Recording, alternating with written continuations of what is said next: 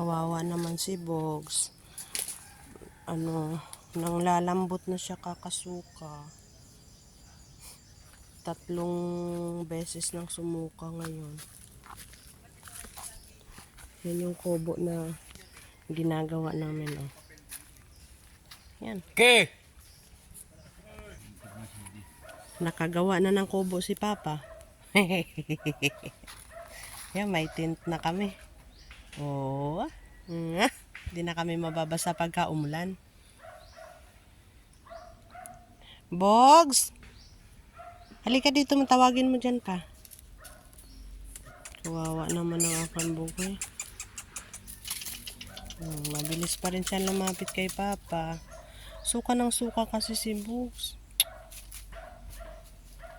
Hindi ko muna ba kakainin ng isda yan? Ikaw muna kumain ng isda, bugoy, ha?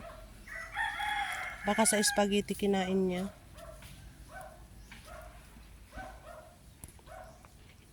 Gulay ko muna, ha? Close na close yan sila ni Papa. Isang tawag lang ni Papa sunod ka agad. Samantalang ako, nang lilitid na yung aking liig, hindi pa rin lapit. Diba? Labas mo yan. Susuka na naman siya. Yung tiyan niya, Papa, ang hilutin mo.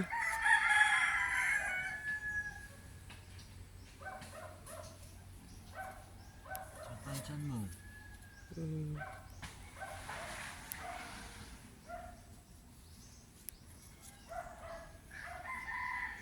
Buntot, oh. Galaw pa rin ang galaw ang buntot kahit na sama yung pakiramdam.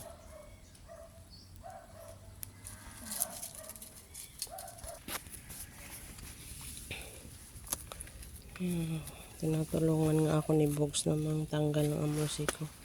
Hamos, ubusin mo na yan.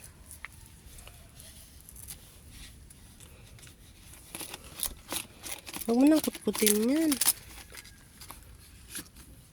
Ito, oh. Ayan na nga. Ito.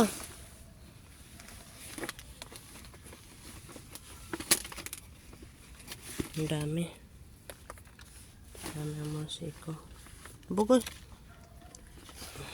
Pati yun. Ano mo? Bogs. Ano naman yan nakain mo? Sige. Tapos kain ka ng kung ano-ano. Mamaya magsuka ka na naman. Walang hangin. Tawag tayo ng hangin.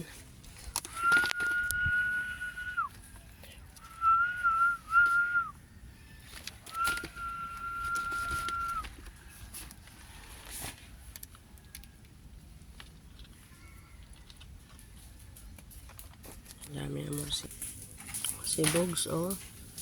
Kung ano-ano yung pinagagawa ni Bogs. Ano?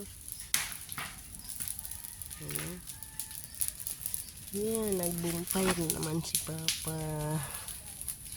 Kas na naman ang usok. Bumot pa si Atlas dito.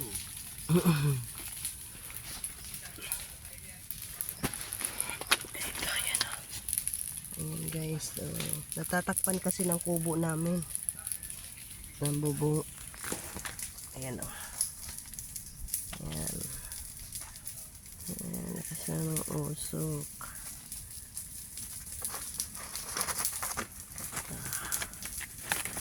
Yung bubong namin, di tali lang. Diba? Umuunan, ma. Umuunan ka dito. Ayoko yan. Umuunan na rito, no?